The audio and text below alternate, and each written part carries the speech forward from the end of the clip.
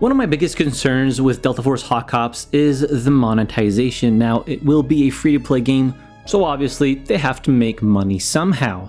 Now, what I was worried about is them going down the pay-to-win route of, maybe selling weapons for actual in-game currency, selling weapon attachments or weapon boosts, because the leveling system in Delta Force Hawk Ops is slightly convoluted. So you can do challenges to gain boosters that you can then use to level up your weapons, but you can also level up by just using them in regular games. So obviously, completing challenges to get those XP boosts for weapons is like whatever. Everybody can do the challenges, everybody can get the XP boosts and then use those to upgrade your weapons.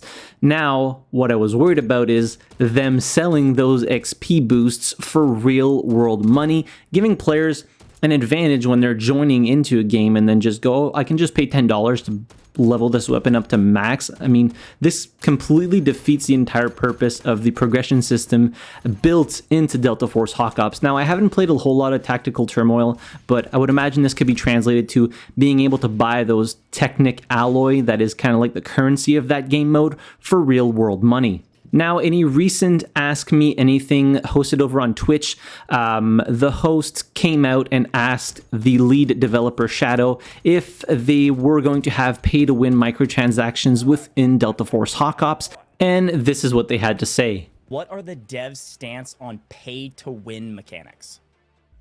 Okay, so we will stay very clear away from pay-to-win, and we try to build Delta Force the game as fair as possible, and we will never sell items that will boost your stats in the game. So expect stuff like cosmetic items in the future. And that's for the multiplayer part. For the single player part, it will be premium content with no microtransactions at all. So one thing I noticed is he said, we will never sell items that boost your stats in the game. Maybe that's an error in translation. Not 100% sure what this actually means. Hopefully it means what we expect it to mean, that there will never be anything you can purchase in Delta Force Hawk Ops that allow you to progress without needing to actually play the game. So leveling up weapons, leveling up vehicles. The operators, honestly, I could care less if somebody can just purchase one flat out, but I would prefer it to be progression-based unlocks for the operators. And for Tactical Turmoil, obviously not allowing people to purchase Technic alloy with real world money is what I was worried about. So according to him, hopefully this means that there'll be nothing of this, and the only microtransactions there will be in Delta Force Hawk Ops are cosmetic microtransactions. And obviously the campaign will be a paid add-on, so that's one other revenue source they can get from Delta Force Hawk Ops, because it will be a co-op campaign, which I'm sure a lot of people will want to play, and they will be willing to buy if it's at a reasonable price for that specific part of Delta Force Hawk Ops. Now, one of the things I'm worried about is Arena Breakout Infinite launched just yesterday, and there's just a bunch of controversy about the game because you are able to buy in-game currency with real-world money.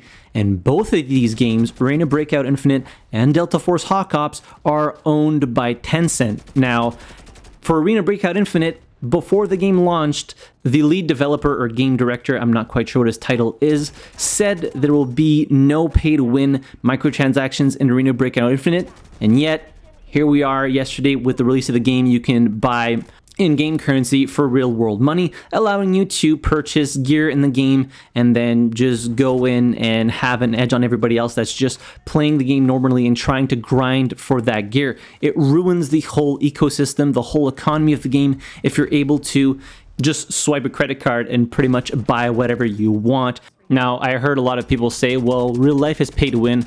The whole point of video games is kind of like escape real life and go and play a video game with a fair playing ground for everybody. The more you play, the more you progress, and the better you get at the game. And that's how it should be. Microtransactions for cosmetics, I'm completely fine with. Microtransactions to gain an advantage in the game, la Star Wars Battlefront 2, not really my jam. And one of the problems with Delta Force Hawk Ops and Arena Breakout Infinite, they're also going to be mobile games, and like the mobile market is completely different. People are used to having to take out their credit cards and paying to get advantages in those mobile games, but when you're bringing those games over to PC and consoles, it's a completely different market, and nobody wants that shit in their games, right?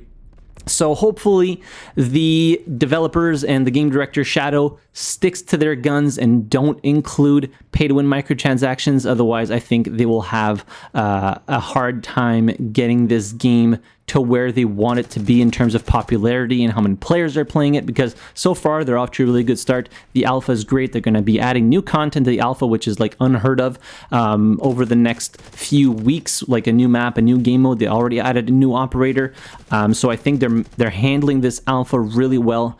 I hope they handle it properly for the launch of the game, and there's none of that in Delta Force Hawk Ops. Let me know what you think about this whole microtransaction pay-to-win situation happening with Arena Breakout Infinite. Do you think it'll bleed over into Delta Force, even though Shadow said there would be none? I'm curious to see your opinion. In any case, hit the like button if you enjoyed the video, subscribe to the channel if you haven't already, and as always, thank you very much for watching. I really appreciate it. I'll see you guys in the next video. Have a good one.